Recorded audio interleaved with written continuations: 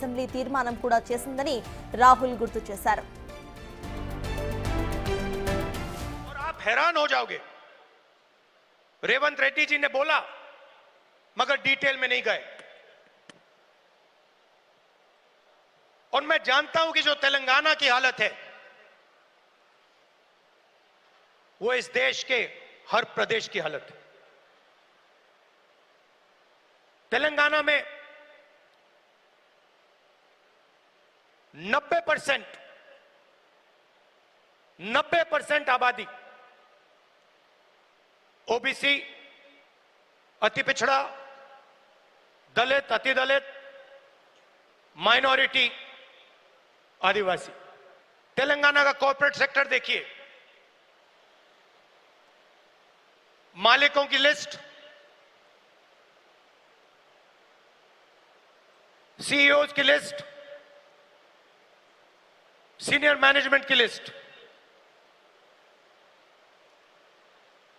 90% में से आपको एक व्यक्ति नहीं मिलेगा. 90% की भागीदारी तेलंगाना के कॉर्पोरेट सेक्टर में है ही नहीं. आजकल 21वीं सदी में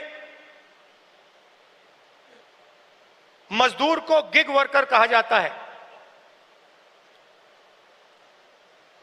वो घरों में खाना ले जाते हैं, घरों में खाना पकाते हैं, पिज्जा ले जाते हैं, अमेज़न की डिलीवरी ले जाते हैं, धूप में ले जाते हैं, सड़क पे मरते हैं. तेलंगाना में उनकी लिस्ट निकाली,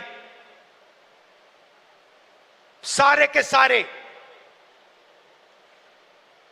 या ओबीसी या दलित या आदिवासी. अब तेलंगाना में जाति जनगणना ने एक बिल्कुल नया औजार दिया है. तेलंगाना में हम सचमुच में विकास का काम कर सकते हैं. तेलंगाना में हम पिन पॉइंट एक्यूरेसी के साथ भागीदारी के बारे में हर सेक्टर में आपको बता सकते हैं. और मैं खुश हुआ कि जाति जनगणना होने के एकदम बाद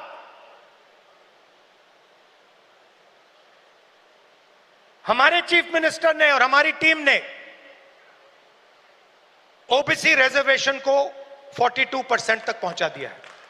सुपर पावर की बात करते हैं, मगर जब धन की बात होती है, भागीदारी की बात होती है, कॉर्पोरेट इंडिया की बात होती है, चाहे प्राइवेट अस्पताल हो, प्राइवेट एजुकेशन सिस्टम हो, 90% उसमें है ही नहीं. मोदी जी 24 घंटा पिछले वर्ग की बात करते हैं, दलितों की बात करते हैं, आदिवासियों, वनवासियों की बात करते हैं. वो उनको वनवासी कहते हैं. मगर जब उनकी भागीदारी का सवाल आता है, जब उनके पार्टिसिपेशन का सवाल आता है, तो बीजेपी के लोग बिल्कुल चुप हो जाते हैं. तो ये तेलंगाना ने एक क्रांतिकारी कदम उठाया है और पूरे देश को रास्ता दिखाया है. और मैं फिर से दोहरा के कह रहा हूं, इस स्टेज से आप सब के साथ कह रहा हूं कि 50% की जो दीवार है, इसको हम पूरे देश में तोड़ के परे कर देंगे.